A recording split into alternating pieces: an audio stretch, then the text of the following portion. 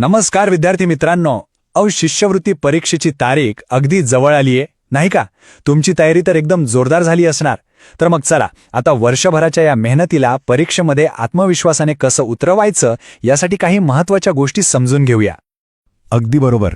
तुम्ही वर्षभर खूप अभ्यास केलाय, खूप मेहनत घेतलीय आणि आता तीच मेहनत, तोच अभ्यास आपल्याला पेपरमध्ये उतरवायचा आहे, तोही पूर्ण आत्मविश्वासाने. त्यामुळे मनात अजिबात भीती बाळगू नका.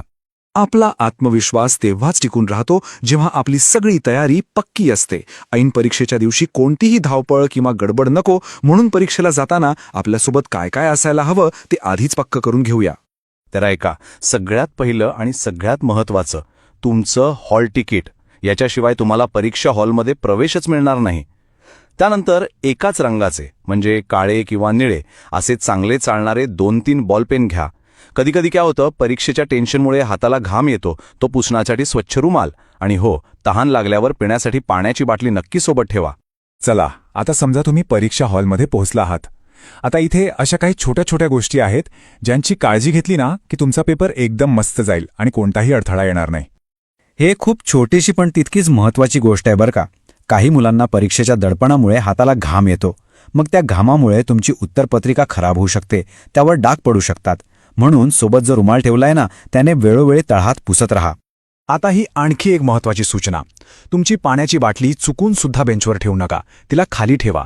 आणि जेव्हा पाणी प्याल तेव्हा उत्तरपत्रिका थोडी बाजूला सारा आणि पाणी सांडणार नाही याची खात्री करूनच प्या, नाहीतर उगाच सगळी मेहनत वाया जाईल. एक गोष्ट कायम लक्षात ठेवा, तुमची उत्तरपत्रिका ही मशीनद्वारे तपासली जाणार आहे. त्यामुळे तिला कोणत्याही प्रकारचं नुकसान होता कामा नये. तिला घडी घालायची नाही, दुमडायची नाही किंवा पिन लावायची नाही. ती जशी आहे तशीच सुस्थितीत राहिली पाहिजे याची काळजी घ्या. चला, आता आपण सगळ्यात महत्त्वाच्या भागाकडे येऊया, तो म्हणजे पेपर सोडवायची योग्य पद्धत कोणती.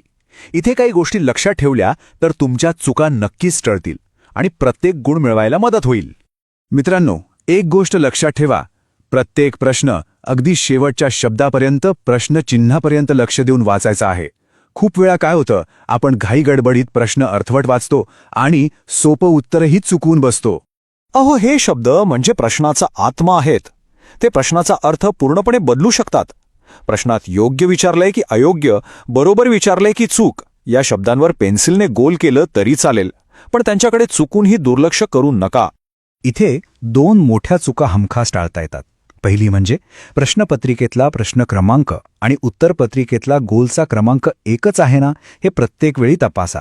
आणि दुसरी गोष्ट, गणित कितीही सोपं वाटलं ना तरी ते कागदावर सोडवूनच उत्तर पक्क करा, कारण तोंडी गणितं करायच्या नादात अनेकदा चुका होतात. आता आपण बोलूया वेळेबद्दल.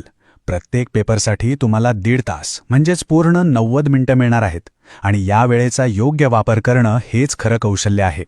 तुमच्याकडे प्रत्येक पेपरसाठी पूर्ण 90 मिनिटं आहेत. अजिबात गडबड करायची नाही. काही मुलं पेपर लवकर सोडून मोकळे होतात, तसं अजिबात करू नका. शेवटच्या मिनिटापर्यंत प्रत्येक प्रश्न तपासा, विचार करा, मिळालेल्या पूर्ण वेळेचा पुरेपूर उपयोग करा. वेळेचं नियोजन करायचं असेल ना तर ही एक पद्धत खूप कामाला येईल. पहिल्या पेपरमध्ये मराठीचे 25 प्रश्न आहेत, ते साधारण 20 ते 25 मिनिटात सोडवून घ्या, कारण मराठीचे प्रश्न वाचून लवकर सुटतात. पण गणिताला वेळ लागतो, म्हणून उरलेला सगळा वेळ म्हणजे जवळपास 65 मिनिटं गणितासाठी द्या. म्हणजे मग गणिताचे प्रश्न सोडवायला तुम्हाला भरपूर वेळ मिळेल. हे बघा, जर एखादा प्रश्न खूपच अवघड वाटला किंवा त्याचं उत्तर आठवेनासं झालं तर त्यावर अडकून बसू नका. त्या प्रश्नाला गोल करून ठेवा आणि पुढच्या प्रश्नाकडे जा.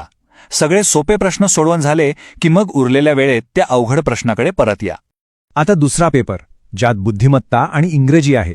बुद्धिमत्तेचे प्रश्न गुणवत्ता यादी तुमचं स्थान ठरवतात बरं का. त्यामुळे आकृत्या आणि संख्यामालिका यांसारख्या प्रश्नांचं शांतपणे निरीक्षण करा, त्यांना थोडा जास्त वेळ द्या. आणि राहिला इंग्रजी. प्रश्न अवघड वाटले तरी सोडून देऊ नका.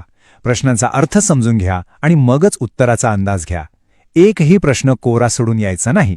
आणि आता सगळ्यात महत्त्वाची गोष्ट, या सगळ्या टिप्सपेक्षाही महत्त्वाचा काय असेल तर तो म्हणजे स्वतःवरचा विश्वास.